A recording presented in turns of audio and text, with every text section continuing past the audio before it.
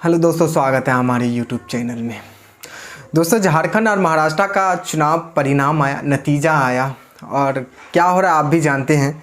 झारखंड में जेएमएम कांग्रेस गठबंधन वाली सरकार बन रही है, जबकि महाराष्ट्र में बीजेपी की महायुति की सुनामी आई है, आंधी आई। उस आंधी में महाविकास आघाड़ी उड़ गई है। मतलब महाराष्ट्र में इतनी बड़ी जीत बीजेपी की महायुति की हो जाए, इसका उम्मीद बीजेपी वाले को भी नहीं था। और इतनी बड़ी हार कांग्रेस महाविकास आघाड़ी की हो जाए, इसका भी यकीन महाविकास आघाड़ी को नहीं था। मतलब यूँ कहिए कि महाराष्ट्र के परिणाम में, नतीजा में बहुत बड़ा उलटफेर हुआ है, बहुत बड़ा उलटफेर हुआ है। जब नरेंद्र मोदी का लहर दौर चल रहा था, प्राइम पर चल रहा था नरेंद्र मोदी 2014 से लेकर 2019 तक, उस वक्त में भी महाराष्ट्र में बीजेपी की इतनी बड़ी जीत नहीं हुई थी। उस वक्त में भी बीजेपी महाराष्ट्र में 2014 में 122 सीट जीतती है, 105 19 में जीतते हैं, मतलब कम हो जाते हैं। लेकिन इस बार 2024 में बीजेपी अकेला 130-31 सीट जीत रही है अभी तक, 4 बजे शाम तक। जबकि नरेंद्र मोदी 4 दिन पहले महाराष्ट्र के चुनाव छोड़ के भाग जाते हैं। आप जरा सोचिए दोस्तों कि आज के दौर में बिना नरेंद्र मोदी के बीजेपी कोई राज जीत जाए, बिना स्टार प्रचार के नरेंद्र मोदी के, ये संभव है? बिल्कुल संभव नहीं है। लेकिन बिना नरेंद्र मोदी के, बिना अमित शाह के महाराष्ट्र में इतनी बड़ी जीत बीजेपी महायुति जीत दर्ज कर लेती है। इस पे बहुत सवाल उठता है। ऐसा समझ लीजिए कि ये जितनी बड़ी जीत है उतना ही बड़ा सवाल उठेगा। जब खुलासा होगा अंदर की बात तो आपकी रोंगटे खड़ा हो जाएगा दोस्तों। सोचिए, इतनी बड़ी जीत है। आज भारत की कितना ही बड़ा राजनीतिक कार्य क्यों ना हो, महाराष्ट्र के ऊपर इस तरह के नतीजे का उम्मीद नहीं किया था। लेकिन आज महाराष्ट्र में महायुति 230 सीट जीत रही है। सोचिए जरा दोस्तों, महाविकास आघाड़ी 53 पे फिनिश हो रही है। सबसे बड़ी हार कांग्रेस के लिए है कि कांग्रेस 19 सीट जीत रही है महाराष्ट्र में इस बार।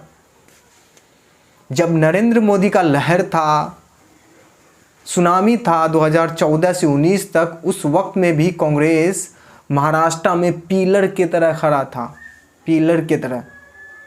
44-42 सीट जीते हैं 2014-2019 में कांग्रेस। लेकिन अभी कांग्रेस 19 सीट जीत रही है अभी तक, 4 बजे तक। आप सोच लीजिए कि कांग्रेस के लिए कितना बेइज्जती की बात है। कांग्रेस अपना आत्मसम्मान बचा पाने में नाकाम रही है महाराष्ट्र में। दोस्तों, महाराष्ट्र में असली शिवसेना कौन है, नकली शिवसेना कौन है, असली एनसीपी कौन है, नकली एनसीपी कौन है, इसके बीच मुकाबला था। महाराष्ट्र में बीजेपी और कांग्रेस के बीच बड़ा मुकाबला नहीं था जितना बड़ा मुकाबला असली शिवसेना, नकली शिवसेना, असली एनसीपी, नकली एनसीपी के बीच था। लेकिन जो सीटों का आंकड़ा आप जरा देखिए, उससे पता चल जाता है कि असली शिवसेना कौन है, असली एनसीपी कौन है, नकली शिवसेना कौन है और नकली एनसीपी कौन है। दोस्तों, भारत की राजनीति के चाणक्य कहे जाने वाले शरद पवार जी के भतीजा अजित पवार जी शरद पवार से 4 गुना ज़्यादा सीट जीत रहे हैं।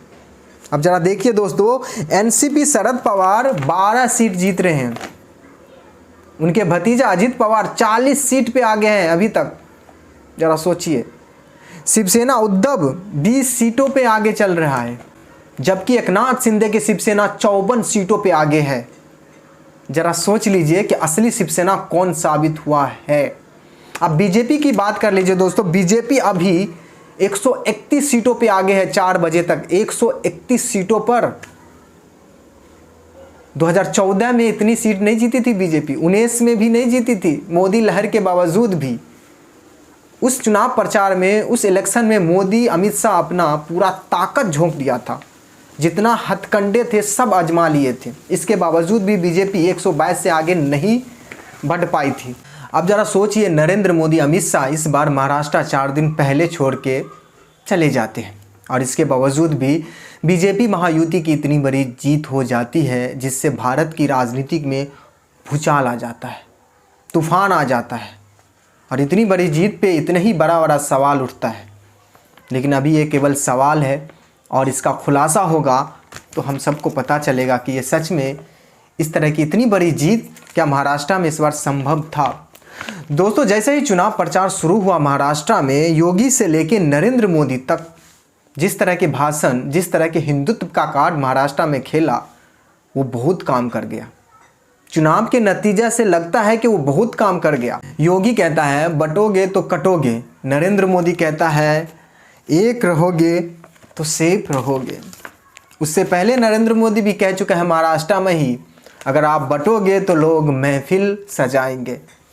चुनाव के नतीजे से, सीटों की आंकड़ा देख के ऐसा ही लगता है कि ये सब फॉर्मूला और हिंदुत्व का कार्ड महाराष्ट्र में बहुत चल गया और हो सकता है कि इसका ही कारण इस सीटों का आंकड़ा बयां करती है। दूसरी बात यह भी है दोस्तों के चुनाव से पहले एकनाथ शिंदे सरकार जिस तरह से महाराष्ट्र में 2-3 योजना शुरू किया है, उसका भी असर ये हो सकता है। लाडली बहना योजना, लाडला भाई योजना, और इस चुनाव में महाराष्ट्र महिला खूब वोट किए हैं। इस बात से भी ऐसा लगता है कि महिला के अंदर महायुति बीजेपी की जागरूकता, जिस प्रकार से योजना का लाभ हुआ और सीट का जो आंकड़ा बयां करता है।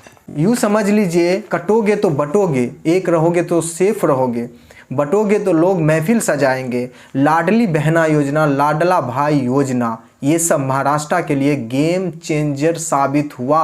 और बीजेपी की इतनी बड़ी जीत हुई है तो शायद इन्हीं सब के कारण अभी तक ऊपर के जो हवा है महाराष्ट्र की राजनीतिक इसी पे चल रही है। बाद में क्या होगा, ईवीएम पे सवाल उठेगा या फिर इलेक्शन कमीशन पे सवाल उठेगा, ये बात की बात है। लेकिन फिलहाल बीजेपी की और महायुति की जीत और महाराष्ट्र की जीत इस पे ही मापा जाता है। पर बाद में क्या होता है ये तो देखने वाली बात है। दोस्तों, थोड़ा ये भी समझ लीजिए कि राहुल गांधी इतने बड़े नेता हैं, लेकिन इस बार राहुल गांधी महाराष्ट्र में फुल एक्टिव नहीं थे, रैलियां ज़्यादा किए नहीं हैं। लेकिन दोस्तों, अब महाराष्ट्र में आज तो नतीजा आ गया है, बीजेपी महायुति की सरकार बन गई। लेकिन एक बात और है कि महाराष्ट्र के पास ज़्यादा वक्त नहीं है। महायुति को फैसला लेना ही पड़ेगा कि महायुति का मुख्यमंत्री कौन बनेगा, क्योंकि महाराष्ट्र के पास ज़्यादा वक्त नहीं है। 2 दिन के अंदर कौन मुख्यमंत्री बनेगा ये तय करना बहुत ज़रूरी है, क्योंकि 26 नवंबर को महाराष्ट्र का कार्यकाल समाप्त हो रहा है। अगर 2 दिन के अंदर महाराष्ट्र को मुख्यमंत्री नहीं मिलते हैं तो महाराष्ट्र में राष्ट्रपति शासन लागू हो जाएगा। तो इसलिए दोस्तों महाराष्ट्र के पास वक्त भी नहीं होगा।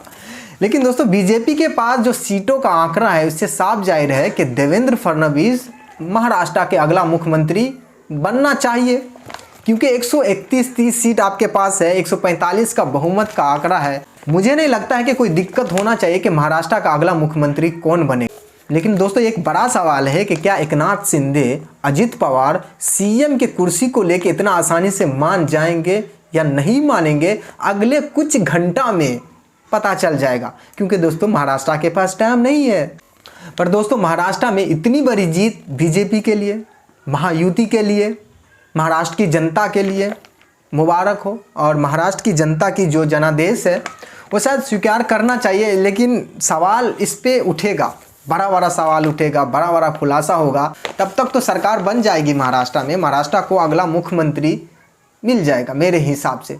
लेकिन दोस्तों, कांग्रेस और महाविकास आघाड़ी के लिए आज की रात कयामत साबित हो गई। आज का दिन बड़ा दिन साबित हो गया। जैसे कि मैं हर वीडियो में बताता था कि महाराष्ट्र में कुछ अलग, मुझे ऐसा लगता था महाविकास आघाड़ी की सरकार बनेगी और मैं हर वीडियो में यही बताता था।